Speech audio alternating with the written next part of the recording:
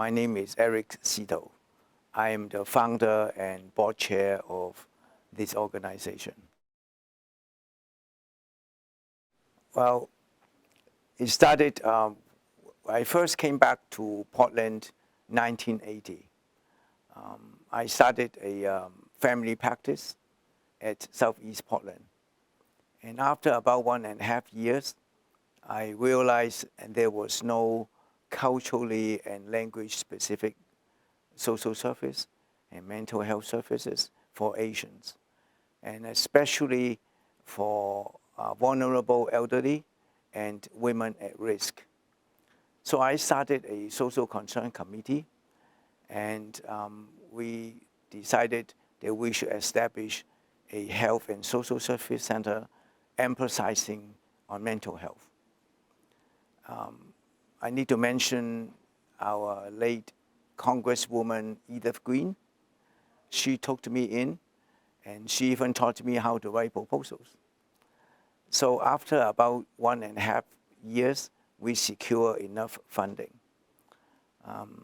Edith Green and Ron Ryden, who was our representative at the time, were the keynote speakers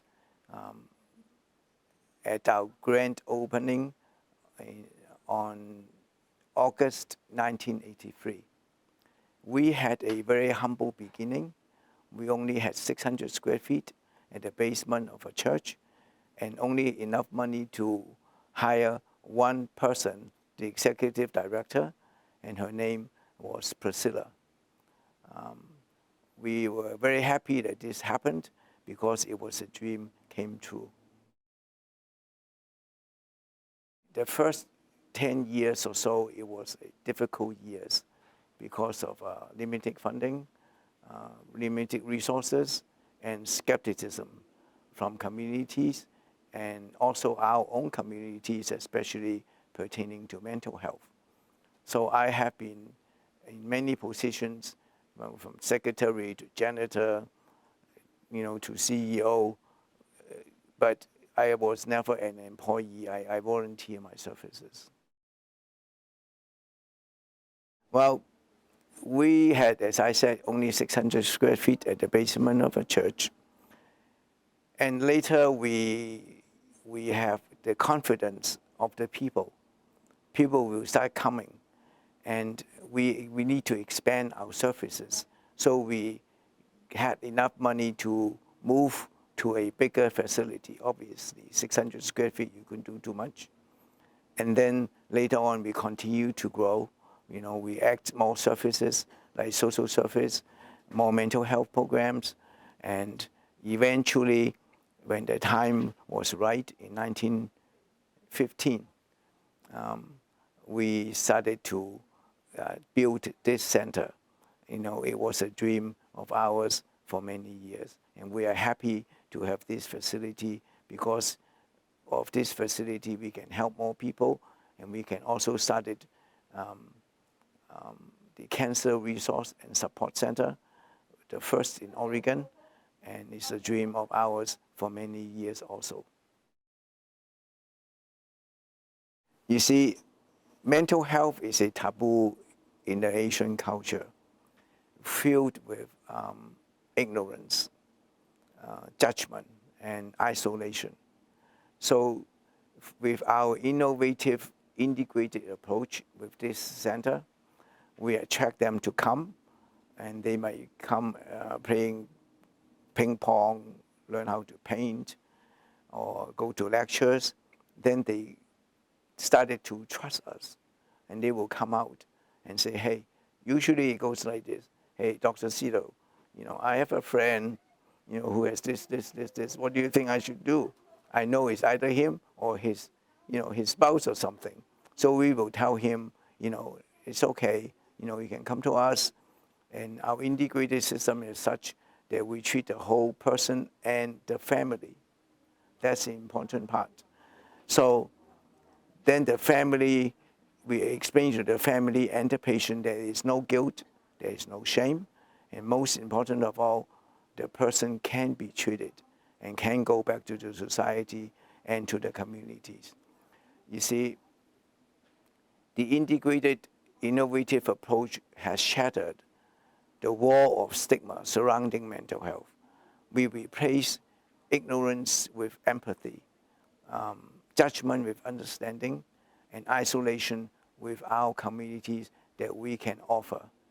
And we have about 4 bilingual part-time psychiatrists, 11 counselors, and we have helped about 300 members last year,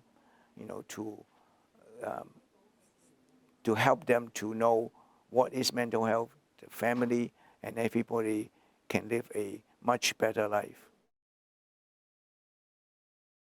I see a seed in the heart that becomes a dream. I see from our humble beginning, driven only by a dream, the center has blossomed into this vibrant organization with about 23,000 members now, dedicated to providing mental health, social service, counseling, cancer support, and resource center and counseling, and the overall well-being of our underserved communities. I see that we can grow and evolve in the future, and I see that we need to understand that dreams can become a reality, and I see that with all our efforts, positive change is attainable for all, not only to our communities, but to the communities at large. The success not only lies in my vision, but also the staff dedication and their willingness to go above and beyond their call of duty, like our executive director, Holden Leung, and Dan, and everybody is very happy working in this center. And because of that, they create an atmosphere of genuine care for the communities they serve. And I'm tremendously proud of my staff and everybody else, and also our clients, who are, many of them are becoming our volunteers. They will come, they will have lunch, and they will volunteer to do the lunch and everything else. And I just see this is so important for the center to grow. Lunch program, for example, I see people come for lunch. Many of them are elderly, of course, and they don't come because of the meal. They come because they wanted to be connected. They come because they have friends, and that's totally mental health. And I'm so proud of our lunch program also, which is very successful. Because so many Asian elderly are isolated. They don't speak the language, and the kids went to work. They are like prisoners. They don't know where to go. But now they can come to this center, just like you saw, our group this morning. Then they finish the talk, and they will have lunch, and then they can talk and they get connected. And some stay, for the Chinese opera or Korean dance, and then there's a whole day, and they are so happy about it. And that is the purpose of the center. When we moved into this new facility in 2018, we then have a space and the funding to start Oregon's first cancer resource and support center in Oregon. For cancer, the journey from diagnosis, treatment, and recovery is a very hard journey, but especially for minority communities. You see, cancer does not discriminate. So we are here to make sure our clients will not face this journey alone.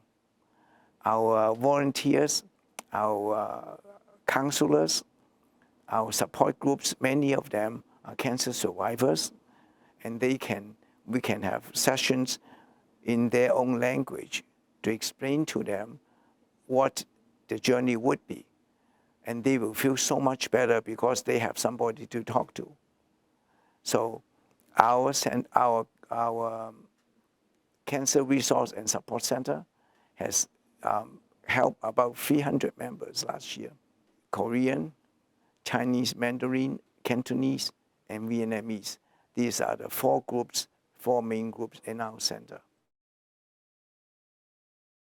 So I had Dan and Holden and I, about couple months ago, we had a discussion with Dr. Wong. She is the Dean of Social Work Department at PSU. And we were discussing about the lack of social worker, especially MSW counselors among Asian groups. So we, with the help of a foundation, we now create a new program.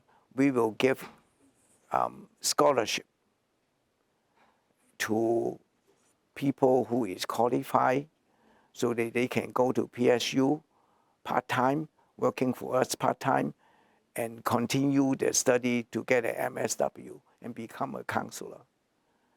And so now we already have 2 applicants and it's already, doing their job. And so we are very proud of it. So not only that we need counselors, we need to train them. And we are doing it now.